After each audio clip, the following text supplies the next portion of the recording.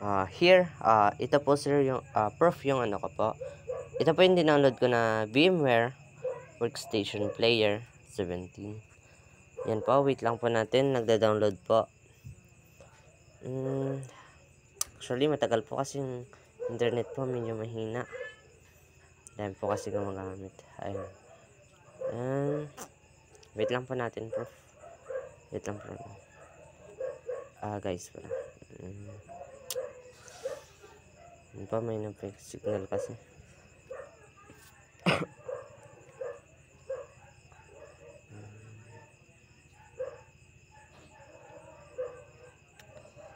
Lalo na po pag maraming application or something files, ganun po.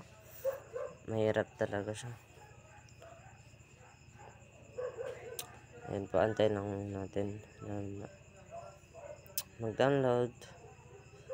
Ayan. Okay na po, na download na po siya. Then, ito po yung Ubuntu na actually, I've already download na po to. Ayan po. Ito po yung Ubuntu na dinownload ko. Then,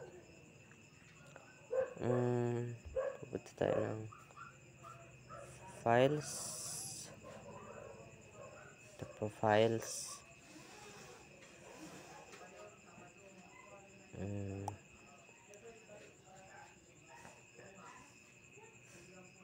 Ayan na po. Saan na ba yun? Ayan. Ito na po yung Ubuntu na na-download ko na po. Then, after nyan,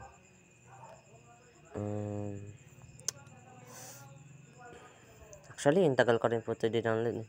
Kasi may signal. Pero, okay lang.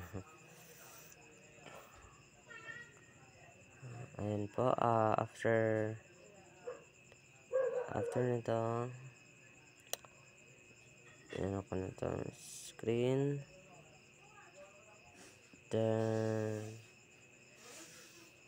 back. Palita saan. Then, natin yung VMware. Let's start. Create a new virtual machine. Pindutin po natin.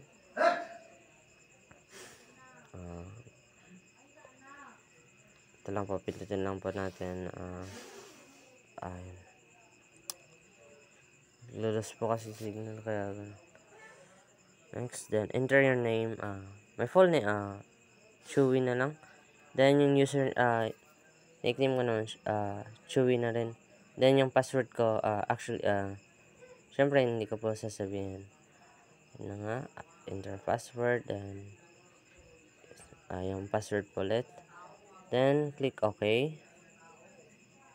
Then and finish.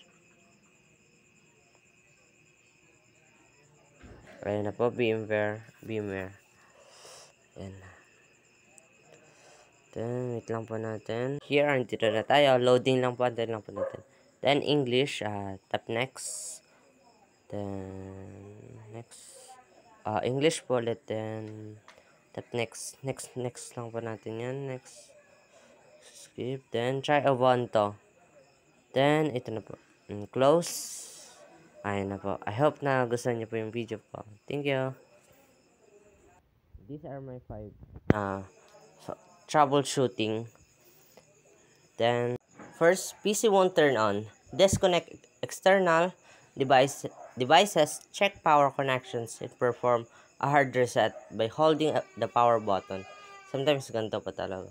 Then, pangalawa po natin is troubleshooting network issues. Restart your modem, router, check device connections, and run a speed test to diagnose network problems. Minsan po talaga yung network po natin yung problema natin kapag nagta-troubleshoot po tayo.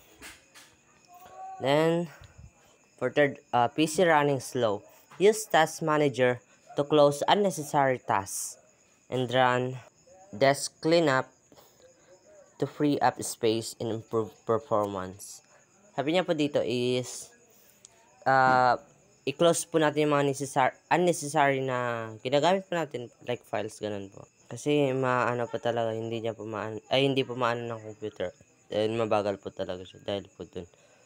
Then, yung third po natin is PC overheating. Apply fresh thermal paste, check fans, ensure good airflow, and clean dust build up to prevent overheating. Sinasabi po niya dito is kailangan po nating linisan or ayusin po na tanggalin po natin yung mga dumi niya like yan po dust to prevent overheating.